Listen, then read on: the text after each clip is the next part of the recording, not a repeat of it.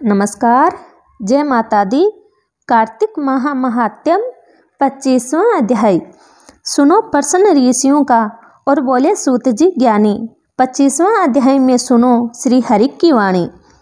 तीर्थ में दान और व्रत आदि सत्कर्म करने से मनुष्य के पाप नष्ट हो जाते हैं, परंतु तू तो प्रेत के शरीर में है, अंत उन कर्मों को करने की अधिकारिणी नहीं है।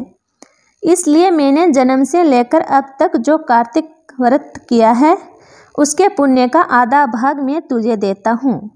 तू उसी से सद्गति को प्राप्त हो जाएगी।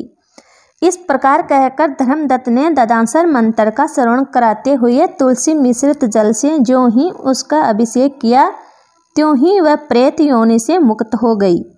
प्रज्वलित अग्निशिखा के समान तेजस्विनी एवं दिव्य रूप धारिणी देवी हो गई और सौंदर्य में लक्ष्मी जी की समानता करने लगी।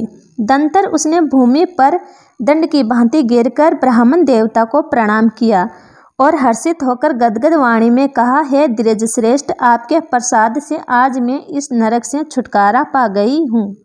मैं तो पाप के समुद्र में डूब रही थी और आप मेरे लिए नौका के समान हो गए।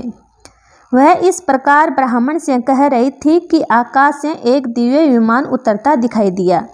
वह अत्यंत प्रकाशमान एवं विष्णु रूपधारी पार्षदों से युक्त था। विमान के द्वार पर खड़े हुए पुण्यशील और सुशील ने उस देवी को उठाकर श्रेष्ठ विमान पर चढ़ा लिया। तब धर्मदत्त ने बड़े आश्चर्य के साथ उस विमान को देखा और विष्णु रूपधारी पार्षदों को देखकर संसागत प्रणाम किया। पुण्यशील और सुशील ने प्रणाम करने वाले ब्राह्मण को उठाया और उसकी सराहना करते हुए कहा, हे द्विज श्रेष्ठ, तुम्हें साधुवाद है, क्योंकि तुम सदैव भगवान विष्णु के भजन में तत्पर रहते हो, दीनों पर दया करते हो, सर्वज्ञ हो तथा भगवान विष्णु के व्रत का पालन करते हो।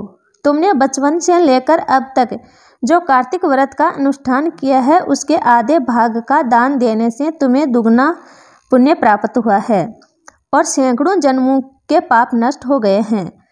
अब ये वैकुंठ धाम में ले जा रही है। तुम भी इस जन्म के अंत में अपनी दोनों स्त्रियों के साथ भगवान विष्णु के वैकुंठ धाम में जाओगे और मुक्ति प्राप्त करोगे। धर्मदत्त, जिन्होंने तुम्हारे समान भक्तिपूर्वक भगवान विष्णु की आराधना की है, वे धन्य और कर्तव्य करते हैं। इस संसार में उन्हीं का जन्म सफल है। भली भांति आराधना करने पर भगवान विष्णु देहधारी प्राणियों को क्या नहीं देते हैं। उन्होंने ही उत्पाद के पुत्र को पूर्व काल में ध्रुव पद पर स्थापित किया था। उनके नामों का स्मरण करने मात्र से समस्त जीव सद्गति को प्राप्त होते हैं। पूर्व काल में ग्रहग्रस्त गजराज उन्हीं के नामों का स्मरण करने से मुक्त हुआ था। तुमने जन्म से लेकर जो भगवान विष्णु का संतुष्ट करने वाले कार्तिक व्रत अनुष्ठान किया है, उसे बढ़कर न यज्ञ है, न दान और न ही तीर्थ है।